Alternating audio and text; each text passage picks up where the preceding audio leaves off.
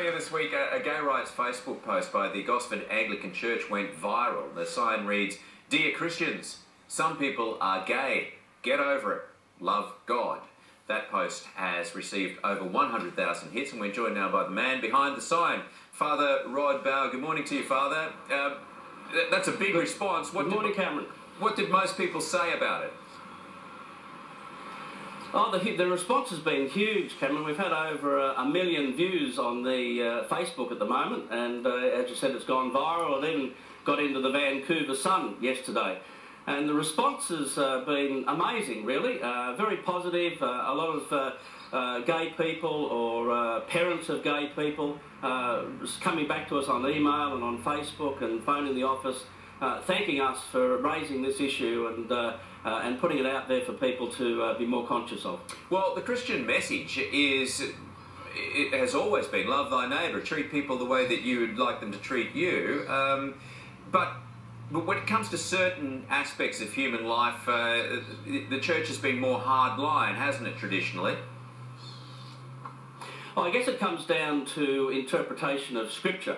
And we look back over the great story that contains the Judeo-Christian tradition, and we understand the Scriptures with some historical criticism and some scholarship, and sometimes we have to realise that the laws laid down by an Iron Age nomadic people aren't necessarily perhaps something that we would want to impose on people today. So as the church evolves, as society evolves, we have to apply our reason and our intellect in ways that enable what can be quite unjust social structures to be transformed. Well, I think it's great to see the church, openly discussing in a very public way questions of morality, and you've taken on asylum seekers too, which is an issue that is vexing Australia at the moment.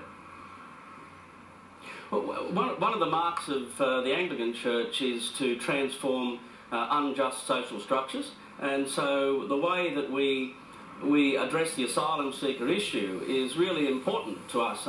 The idea of radical hospitality is something that permeates the scriptural story.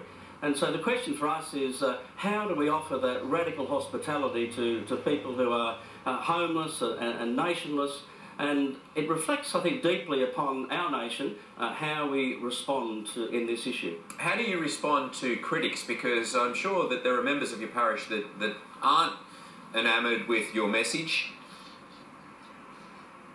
Well, yes, we've had some critical emails and some critical Facebook posts. The Christian church is a very big jungle indeed, and everybody deserves a tree.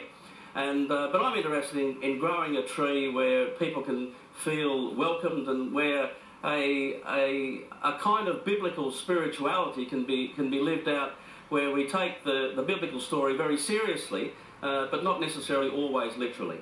Yeah, I think compassion is got to be one of the key words, and your signs seem to express that.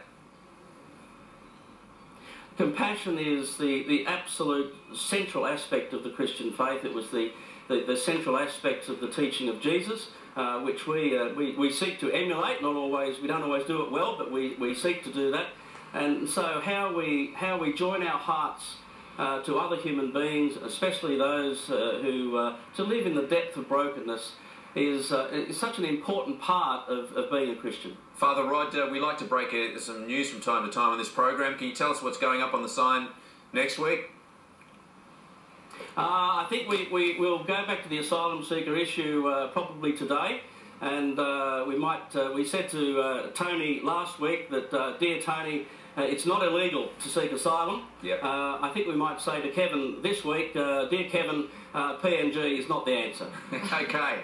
All right. Well, mate, I think you're just driving the nail home. Thank you very much for that. And Father Rod Bauer, taking it to the streets out there, Sans. Yeah, incredible and great messages, particularly off the back of Pope Francis coming out this week and saying, who is here to judge whether people are gay or not?